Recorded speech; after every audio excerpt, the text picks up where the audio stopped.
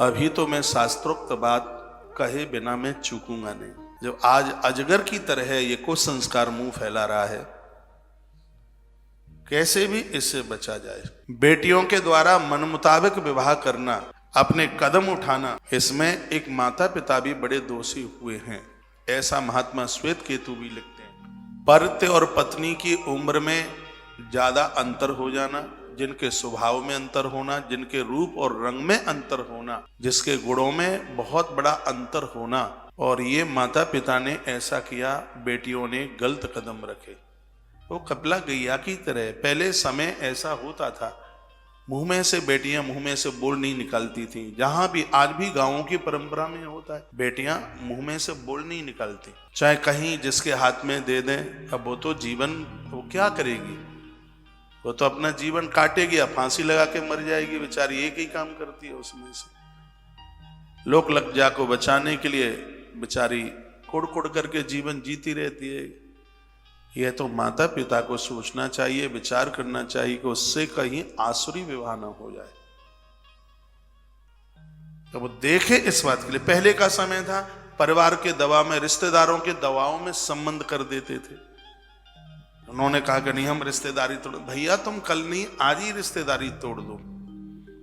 पूरी जिंदगी का सवाल है, ऐसा नहीं होना चाहिए। और पहले यह समाज की बहुत बड़ी गलतियां रही हैं और उसके परिणाम यह निकले कि आज मन मुताबिक गांधर्व विवाह हो रहे हैं। एक तो बच्चों को खुली छूट दे देना, एक समय से विवाह न होना, ये भी गांधर्व विवाह का एक बहुत बड़ा कारण है। बच्चे बोलेंगे थोड़े ही कि हमारा विवाह कर दो। 30-35 साल तक तो करवट भी नहीं बदलते। 30 साल तक तो उन्हें यह भी नहीं पता लगता कि हमारी बेटी विवाह के लायक हो गई है। और हमारे ग्रंथ कहते हैं कि 18 से 28 वर्ष की उम्र में नारी बच्चे को जन्म देती है, वह संतान अपने आप में बहुत प्रभावशाली होती है। ये मैं अभी पिछली कथा में बोल के आया हूं। 18 से जो 28 का जो समय है, एक सात्विक धार्मिक पारमार्थिक औलाद को जन्म देने के लिए, ये लिखने लायक शब्द है। ये 18 से 28 वर्ष का जो समय है, इस उम्र में संतान को दिया गया जन्म, वो संतान अपने आप में बहुत विशेष होती है। लेकिन जो 30 में ही जग रहे हैं, उनके लिए क्या कहा जाए? जिनको 30 में तो थोड़ी बाजू में खुजली पड़ी है कि अब बेटी विवाह के लायक हो रही है, वो 35 में जाकर के सोचेंगे बेटी के लिए थोड़ा घर देखने की सोच रहे हैं। अभी तो सोच रहे हैं।